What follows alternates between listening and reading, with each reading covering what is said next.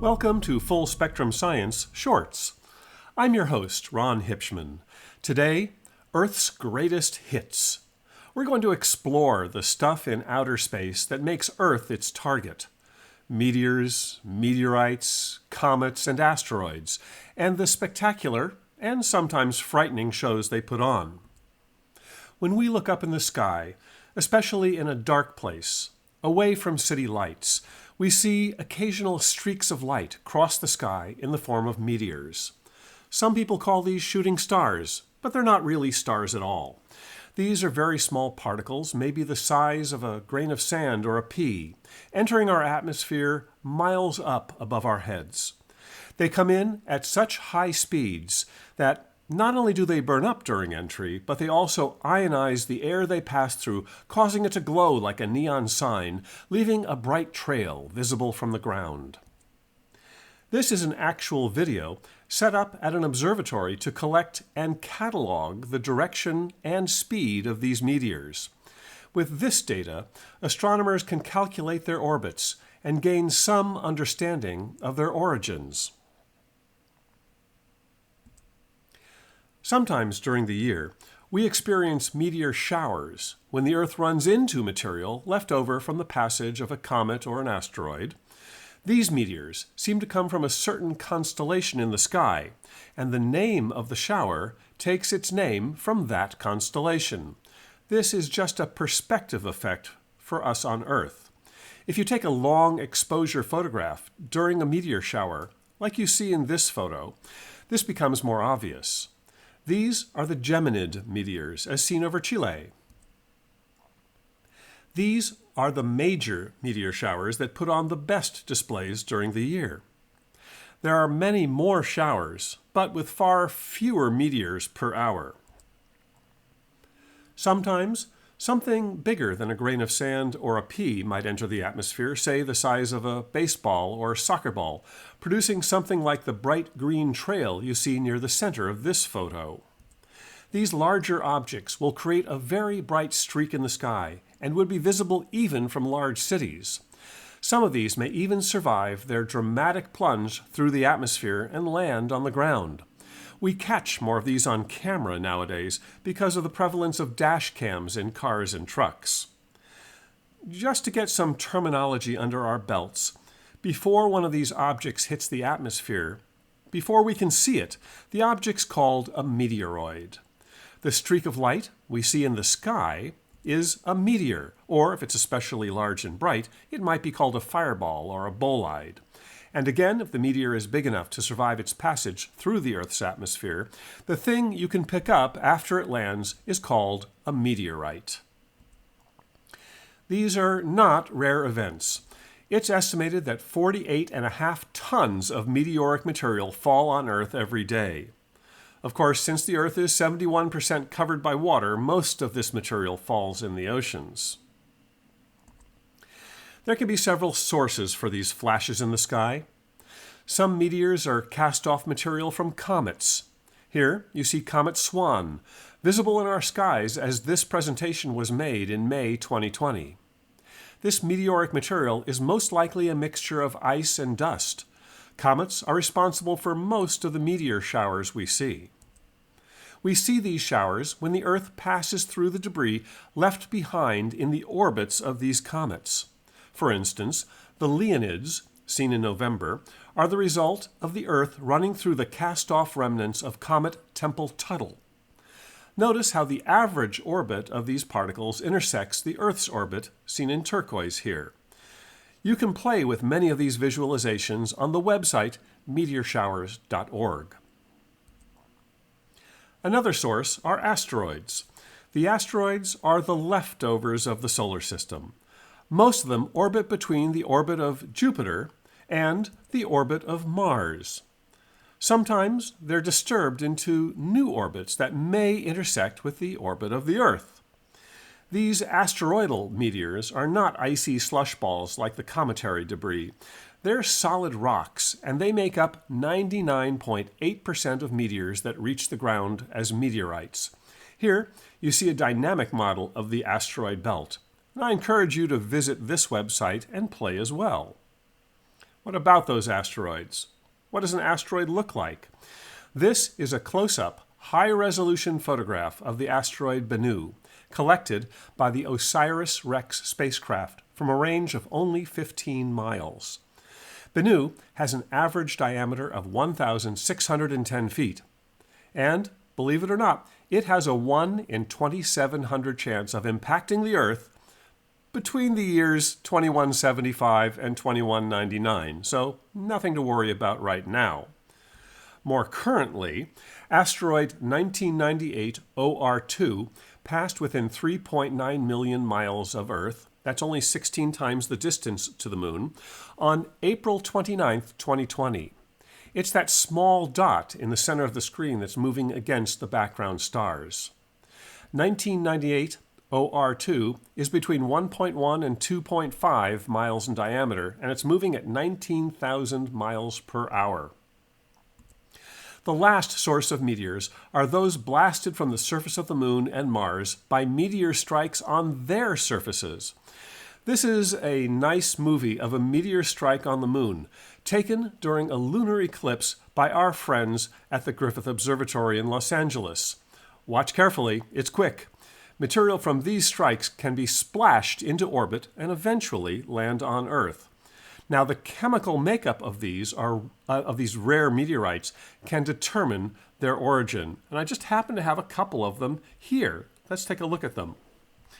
Right here, I have, under this magnifying glass, a meteor that was splashed from the Moon's surface on the Earth. Now, to see this, I'm going to have to use a flashlight to light it up for you.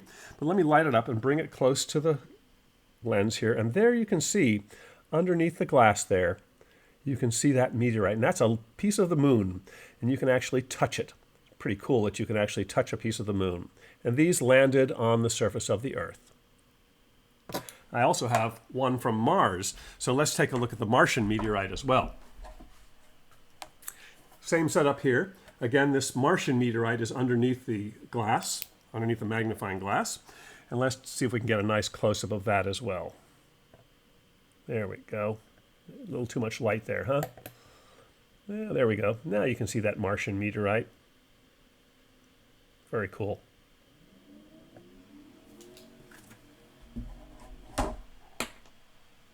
Well, let's get back to the slides here. Of the solid meteorites that strike the Earth, like this one here, there are basically two types, and I'm really oversimplifying this. Some are solid alloys of iron and nickel, and this, what you're seeing here, is a slice of one such meteor. You can see that the surface here has been acid etched, revealing the crystal structure inside the meteorite. This crystal structure, these patterns are called Widmanstätten patterns, and they're unique to meteorites. You do not see this crystalline structure anywhere else. Other meteorites are made out of stone. They're stony in nature, like this sample. Although these are actually far more common as far as meteorites go, they're harder to distinguish once they reach the ground. They kind of just look like plain rocks. The nickel-iron meteorites are instantly recognizable since they're made of metal, and if you kick them, it hurts. Finally, there are combinations of both of these types of meteorites, like this beautiful sample of a stony iron palisite. These samples are housed at the California Academy of Sciences in San Francisco, who provided them to me for these photographs. And I just happen to have a small meteorite right here as well. I'll take a look at. Here's a small meteorite. Again, this is a metallic stony meteorite. It's not a stony meteorite, it's a metallic nickel-iron meteorite, sorry. You can tell that it's a nickel-iron meteorite because here's a magnet, and you'll notice that it is attracted. So that's kind of a cool thing. So there's a very small sample of a meteorite, and you can actually purchase some of these things if you go online. Most meteorites today are collected in an unlikely place, Antarctica. Ralph Harvey of Case Western Reserve University leads yearly expeditions to the bottom of the world to pick up these meteorites from the ice fields of that continent. What better place to find meteorites than on barren ice fields? They stick out like sore thumbs. The program is called ANSMET, for the Antarctic Search for Meteorites. And as you can see here, ANSMET has absolutely the best patch. It was the best one I collected of all the ones I got in Antarctica. Now, I interviewed Dr. Harvey at McMurdo Station in Antarctica, and you can hear this interview on the Exploratorium's website at the URL below at the bottom there. Before the ANSMET program began in 1976, the world's collection of meteorites numbered perhaps 1,800 to 2,000. That's a pretty limited sample of the entire solar system. But in the past 35 years, ANSMET has returned nearly 20,000 meteorites from Antarctica. What really keeps some people up at night, literally, is the possibility that something much larger may someday hit the Earth. While large object encounters are relatively rare, it's happened many times before, and there's a lot of evidence for us to see. One of the largest asteroid collisions that we know of occurred about 66 million years ago. At that time, an asteroid with a diameter of 7 to 50 miles in diameter struck the Earth on the northern coast of the Yucatan Peninsula at a speed of 12 miles per second. That's almost 45,000 miles per hour. Called the Chicxulub impact, it created a crater 93 miles in diameter. Unfortunately, because the Earth is a dynamic place, weathering has completely removed the surface features of that crater, so we don't see any evidence of it today. But by taking careful, delicate gravitational measurements, instruments have revealed the hidden crater as seen in this overlay. This was the collision that caused the massive extinction of the dinosaurs and up to 3/4 of all animal and plant species at that time. A little more recently, only 50,000 years ago, a 160-foot diameter asteroid struck the Earth near Winslow, Arizona, at 29,000 miles per hour. It excavated a crater almost 4,000 feet across and 560 feet deep. This is the Barringer Meteor Crater, and you can go and visit this one. Since the asteroid landed in the high desert, it's suffered very little erosion in the past 50 years. In the late last century, on June 30th, 1908, in the Tunguska area of Siberia, where you see the marker right there, the red marker, an object 120 feet across exploded in the atmosphere. It flattened 80 million trees over 770 square miles of forest. It's the largest impact event in recorded history. The Tunguska event did not leave a crater. It's believed that the object exploded in the air, and it may have been a cometary fragment. You can still see evidence of the massive blast today, over 100 years later. Lastly, on February 15, 2013, a small asteroid fragment streaked through the morning skies of Chelyabinsk, Russia. Believed to be only 55 feet in diameter, this object broke up in the air before landing, turning the dark morning into noon. Again, dash cams allowed us to catch many photographs of this meteor as it passed. The damage caused by the Chelyabinsk meteor was not from any meteorite that fell to Earth. Only small fragments were recovered, but rather from the massive shock wave created when the meteor passed through the atmosphere. This shock wave broke windows over a large area and even collapsed a few weakly built brick buildings. 1,600 people were injured, mostly by flying and broken glass. This small meteor released an amount of energy equivalent to 470 kilotons of TNT, over 31 times the energy release of the Hiroshima atomic bomb. But this meteorite was much higher up, and its energy was dissipated over a much larger area on the ground. But as you can see, the meteor doesn't have to hit us to wreak widespread damage. You'll see doors and windows just blown in here.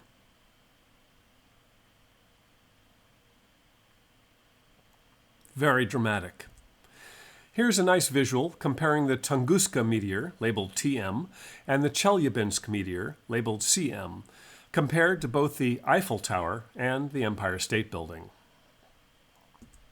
I want to give you a few resources for you to explore on your own. The American Meteor Society has many wonderful things to explore on its website. This is actually a really great website to find out about upcoming meteor showers and how to observe them. If you're interested in craters and visible scars left behind by historical strikes to the Earth, you might want to check out the Earth Impact Database, maintained by the Planetary and Space Science Center at the University of New Brunswick. With the locations provided by this database and a bit of fiddling with Google Earth, you can explore impacts all over the globe. Finally, there are thought to be about 1,000 near-Earth objects that are larger than 1 kilometer in diameter, and there's roughly 15,000 larger than 140 meters. NASA has programs like the Center for Near-Earth Object Studies to discover and track near-Earth objects. I encourage you to visit their website if you're interested in news concerning our occasional near encounters with these objects. Even though we're busy detecting, cataloging, and tracking these objects, at this time we have no way to prevent a major meteor strike. A number of different scenarios are under active research and discussion concerning how we would deflect such an object. This, of course, depends on how large the object is, how fast it's traveling, and how early we detect it, among other factors. Here's one proposed method. Maneuver a large space mirror to focus sunlight on one side of the asteroid. The evaporated material provides a small thrust that will hopefully slightly deflect the asteroid into missing the Earth. With some clever engineering, we'll come up with an effective way to protect our home from these objects. I know I'll sleep better at night. This has been Full Spectrum Science Shorts with Ron Hipshman, brought to you by the Exploratorium in San Francisco.